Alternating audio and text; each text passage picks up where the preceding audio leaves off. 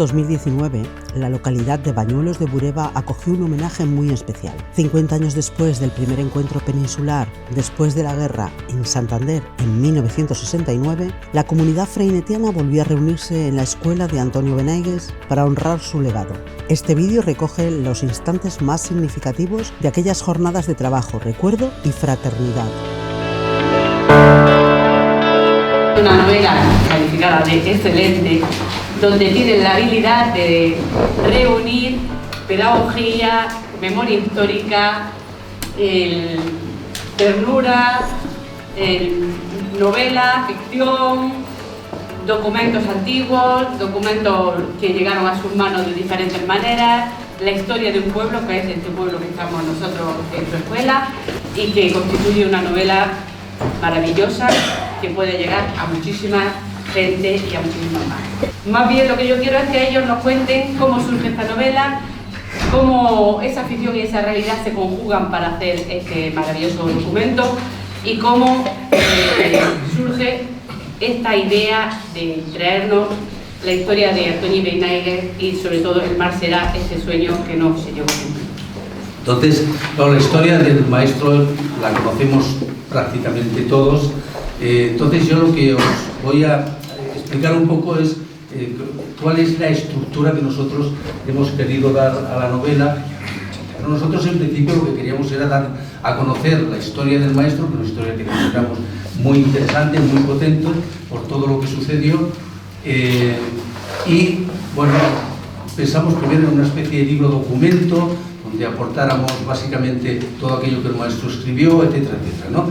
Pero a medida que íbamos avanzando, y en eso Sergi, que es una persona muy creativa, es un artista, pues iba dando ideas en el sentido de decir, a ver, esto está bien, dar a conocer los documentos que hizo el maestro, los textos que hicieron con los niños, etcétera, pero esto va a ser para especialistas, para maestros y maestras. Bueno, entonces hemos de buscar otra manera para que la gente pueda entrar, es decir, para que la historia sea conocida no solo por maestros y maestras, sino que sea conocida por el gran público, porque es una historia muy bonita, muy potente, y vale la pena que podamos abrirlo a otras personas, al gran público, ¿no?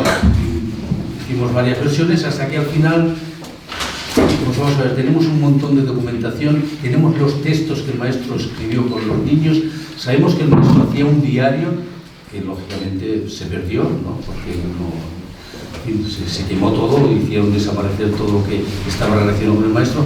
Entonces, ¿por qué no lo convertimos en un relato novelado? Es decir, entonces, lo que hemos hecho es relatar como si fuese una novela los 2 años de vida que el maestro estuvo aquí en Bañuelos. Y la estructura del libro consta de, por un lado, pues hay momentos en los que el maestro escribe en su diario y hace reflexiones sobre lo que le sucede, lo que hace con los niños, con los padres, las impresiones que él tiene sobre el pueblo, sobre la gente, sobre otros acontecimientos que sucedían, ¿no? en aquellos momentos. Era un hombre muy comprometido. Cuando vino aquí ya había formado parte era de los creadores de la UGT, de la FED de UGT en Cataluña. Él ya vino como una persona bastante comprometida. Entonces pensamos que era interesante revivir aquel diario que él iba haciendo, claro, escrito por nosotros. Yo intenté también meterme en su cabeza en el sentido de que al ser un maestro que he trabajado durante 30 años con técnicas de la pedagogía Freinet, pues hay muchos lugares comunes. Por otro lado, mostrar a través de los textos que hacían con la revista Gestos, el Recreo, y artículos que él había escrito en colaboración y en otras publicaciones, un poco el día a día de la escuela, dando a conocer algunas de las actividades que nosotros considerábamos más interesantes. A partir de esos textos lo que hicimos fue recrear la situación en aquel momento que estaba la República en su apogeo. Pues la República, ya sabemos todos, ¿no?, que pues impulsó mucho las escuelas, la educación, creó bibliotecas, creó nuevas escuelas, dignificó la profesión de maestros, que ponían al niño en el centro de la escuela y partían básicamente de sus intereses, intentando implicar efectivamente a los niños en los aprendizajes. Entonces, él participaba de esa filosofía y compró el gramófono con su dinero, compró la imprenta con su dinero, etcétera, etcétera, ¿no? Y revolucionó la escuela y enamoró a los niños. Los niños estaban locos con el maestro, con el gramófono. Cuando hacían la clase por la noche, pues los chavales tenían ganas de saber, preguntaban, planteaban cuestiones y el maestro los escuchaba y les daba explicaciones y hasta allá donde él era capaz de explicar, pues les explicaba y se sentían a gusto, tanto los mayores como los pequeños. Y el cura veía que le quitaba la parroquia. Claro que todo esto es inventado, lógicamente, porque no hay ningún documento, pero hemos intentado, pues eso, explicar un poco qué reacción podía haber en las casas de estos niños y estas niñas. Y bueno, hemos creado algunos personajes, como por ejemplo ayer estuvimos hablando de la novia o de la mujer que le acompañaba, que la única alusión que hay es una carta que él escribió a Patricio Redondo, y entonces muchos personajes son reales y otros pues son inventados o se hace alusión en algún momento, como es en el caso de Julia, y nosotros hemos recreado, o en el caso del explorador. Pues nosotros hemos identificado al explorador y hemos querido hacer al mismo tiempo un homenaje a uno de nuestros compañeros, que es Emiliano, y hemos descrito al explorador pues como si fuese físicamente una persona que es Emiliano, porque además es explorador y es de Almería. A partir de un cuadernillo publicado por esta escuela, César Ojeda lo titula Nueva Vida, y aquí habla: yo soy un niño de Briviesca, la verdad, más mayor de nosotros. Yo soy un niño de Briviescas. Ahora voy a vivir con el maestro, le voy a ayudar en la casa, pero también haré clase con él. Claro, nosotros decíamos, qué cosa más rara, tiene sus padres allí, teníamos documentación que decía que él tenía una casa de tejidos, qué cosa más rara. Bueno, vamos a hacer un personaje fuerte, César Ojeda, que comparta vida con el maestro. Inicialmente, pues, pensamos, ostras, pues a lo mejor era un crío que tenía malas relaciones y se lo subió para aquí su padre, porque su padre también es asesinado en la fosa de la Pedraja. Tuvimos que cambiar toda esa parte de la novela para adecuarlo a esa realidad que acaba de pasar.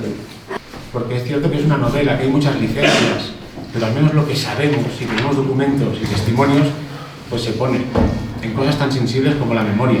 Pero sí que hay en el libro algún momento en donde se ve claramente que para los alumnos el maestro es una persona extraordinaria. De hecho, la mayoría de ellos, y con los que finalmente pudimos hablar y se les entrevistó, lo tenían en un pedestal. Antoni Benaiges debía ser ante todo un excelente ser humano, además de un magnífico maestro, pues yo, con mis 30 años, nunca he tenido un maestro así, ya que puedo constatar en primera persona que a mi abuelo Primitivo Díez Guiares le marcó mucho y le tuvo en su cabeza hasta sus últimas horas, hasta las últimas horas de su vida, recordándole con todo su cariño. Un buen profesor nos da la comprensión al conocimiento. Un buen educador nos anima y estimula tus cualidades. Pero un buen maestro te conmueve el espíritu. Y en esta escuela hace más de 80 años pasó uno de estos maestros. Si en algún momento nos preguntan cómo queremos que sean los maestros de nuestros hijos, yo pienso que tenemos que decir, los maestros de nuestros hijos queremos que sean como Antoni Benaiges. Y esta historia, parte importante de la historia, se la tenemos que deber a la familia Benaiges, que han guardado una cajita llena de cuadernos. Ellos los han guardado durante 74 años, aún los conservan, y gracias a esos cuadernillos podemos hablar y hemos podido hacer esta novela. Gracias a esa cajita podemos hablar más de su vida que de asesinato, porque de asesinato no sabemos nada, sabemos muy poca cosa. Pero gracias a los cuadernillos podemos saber de que hace un montón de años unos niños subieron a esa loma para dibujar el pueblo. Podemos saber que iban a pescar cangrejos o que iban a la era a tocar el gramófono y a bailar y a jugar con su maestro como si fuese un niño más. Con este hecho de conservar un cuadernillo, la familia puede tener muchísimos problemas, porque esa historia tiene alma. Nosotros inicialmente con Sebastián pensamos hacer, él había hecho de Simeón y Bella, había trabajado también al maestro Alcobé. Inicialmente, ostras, ¿por qué no hacemos la biografía de este hombre? Pero es cierto que cada vez veíamos que teníamos que explicar algo más. Una biografía es importante, pero esta historia tiene alma, tiene que transportar. Teníamos en archivo publicado, porque este hombre era súper prolífico, de Escuelas de España, un artículo que se llamaba Los niños ante Platero y yo. Y con esa historia, que es un punto álgido de la novela, la abrimos. Una historia que te explica la relación maestro-alumno, que parece como familiar, pero con amor. Nosotros hemos intentado hacer un homenaje y de alguna manera tiene que ser un antídoto antifascista. Esta historia es muy bonita, el mar, pero sobre todo es un trabajo de un maestro de empoderamiento.